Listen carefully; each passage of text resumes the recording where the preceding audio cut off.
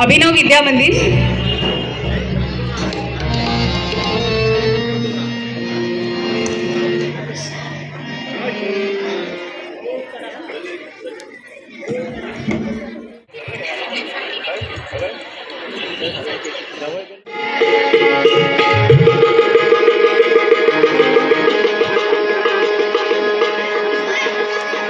यदा यदा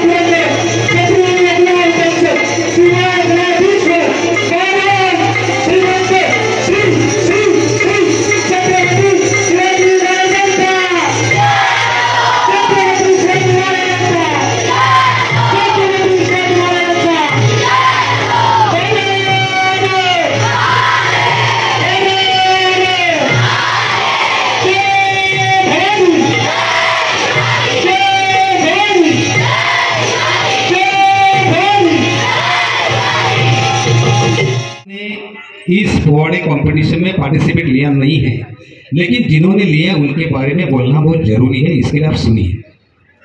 ज्या विद्यार्थ्यांनी पोवाडा स्पर्धेत भाग घेतलेला आहे त्या जवळजवळ 21 ग्रुप 5 गटातून 21 ग्रुपने भाग घेतला होता। त्याच्यात मी माझ्या प्राथमिक फेरीला मुकलो माझ्या वैयक्तिक कार्यक्रमामुळे, परंतु प्राथमिक फेरीचे जे प्राथमिक विभाग आणि सेकंडरी विभाग यांचे जे कार्यक्रम झाले ते अतिशय उत्कृष्ट झाले। मला सेकंड थर्ड भागाला भेटला नाहीये, मी खंत व्यक्त करतो माझी। त्याला कारण असं आहे, सेकंड पार्टला दुपारनंतर ज्युनियर कॉलेज आणि सिनियर कॉलेजात मी होतो, त्या परीक्षक म्हणून एक संगीत तज्ञ रानडे मॅडम होत्या आणि एक संगीत तज्ञ संदीप पाटील सर म्हणून दोघे होते। त्यांनी अतिशय सुंदर काही सूचना केल्या, जसं की एक उदाहरण दिलं जे आमची मायबोली भाषा आहे, आम्ही आग्र्याची मायबोली भाषा आहे, आम्ही ण कधी बोलत नाही, ळ कधी बोलत नाही आहेत, म्हणजे आमची ती मायबोली आहे। तर त्यांनी काही सूचना केल्या, नलावर बसला कावळा, कावळा नाही कावला, नलावर बसला कावळा आणि बानी टोनी। सांगायचं तात्पर्य की तुम्ही ज्या त्याच्यात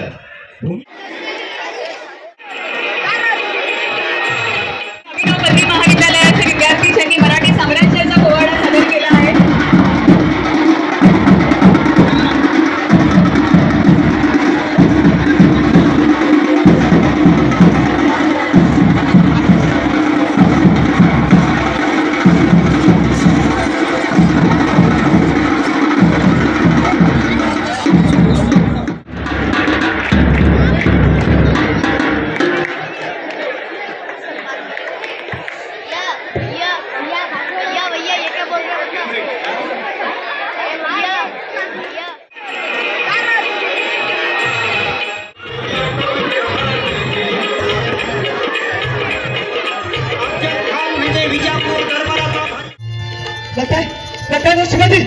उस वजह मेरी बेटी को लेकर के हुजूर कुछ कीजिए। शाहिस्तेखान गपचूप उठला, तिच्या जवळ गेला, तिला म्हणाला, अरे पगली, शिवाजी है शिवाजी, एक बार वो हम उंगलियों पर हाथ उठा देगा, लेकिन किसी की माता बहनों पर कभी हाथ नहीं उठाएगा। किसी की माता बहनों पे अपनी माता बहनों के समान मानता है वो शिवाजी।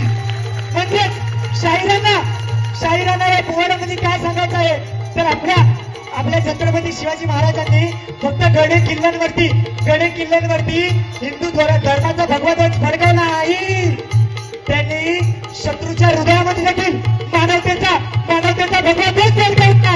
म्हणूनच सगळेजण म्हणूया छत्रपती शिवाजी महाराजांचा त्यांच्यासाठी काही कोणाला वाटते कला मराठा राहिला, शत्रूशी करीत मुकाबला येऊ दे बरोबर वाटेला, होय रे होय राजे हो श्रीरंगाजी,